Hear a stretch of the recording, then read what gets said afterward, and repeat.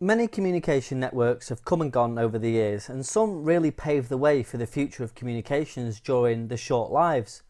When we look at Rabbit and the death of CT2, Dawes Telecom and the rise of Tetra, and all of the other systems that have disappeared over time, it's easy to forget that they were the small building blocks laying the foundations for the world of radio and telecommunications we know today. In this video, we'll be looking at Martin Dawes Communications. MDS Global began life in 1985 when entrepreneur Martin Dawes recognised the potential of emerging cellular technologies and service provision models and launched Martin Dawes Telecommunications Limited, or MDT, a mobile virtual network operator that sold to both consumers and enterprises. Virtual networks today lease the wireless telephone and data spectrum from the four major carriers EE, O2, 3 and Vodafone for resale. They exist in large numbers such as giffgaff, Tesco Mobile and Lebara, just to name a few.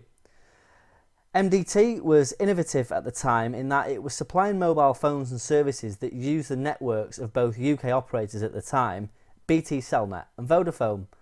All contracts were MDT branded, as were many of the phones.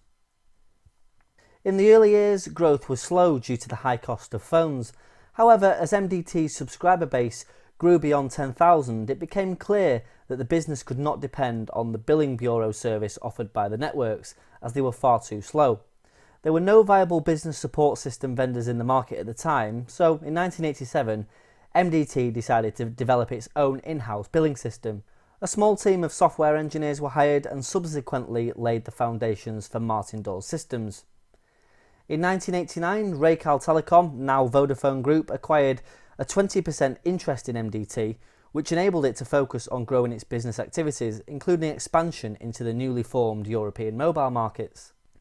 This is the Martin Dawes M100 phone. It's a Teletower model, but branded under the name Martin Dawes.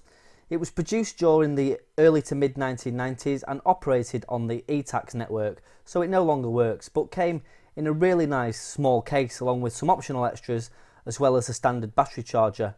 Optional extras included battery eliminators, battery cases for AA cells and additional NiCad battery packs. There were a number of other models produced under the Martin Dawes name, including the CDL 700E, an eTax phone from around 1989, and the MD400, a GSM phone from 1997. So, when Vodafone and Cellnet first launched, they were prevented from selling direct to the consumer and had to go through service providers set up by the government as an extra layer to promote competition at retail level. When Orange and One2One launched, they were exempt from the rule, and it was subsequently lifted for the two older networks. This decision effectively spelled the end for service providers. The Warrington-based company, which began life as a retail television rentals group in the 1960s, was sold to Cellnet in 1999 for a total of £130 million after 4 months of negotiations. The firm also held negotiations to sell the service provider business to Britain's biggest mobile firm at the time, Vodafone.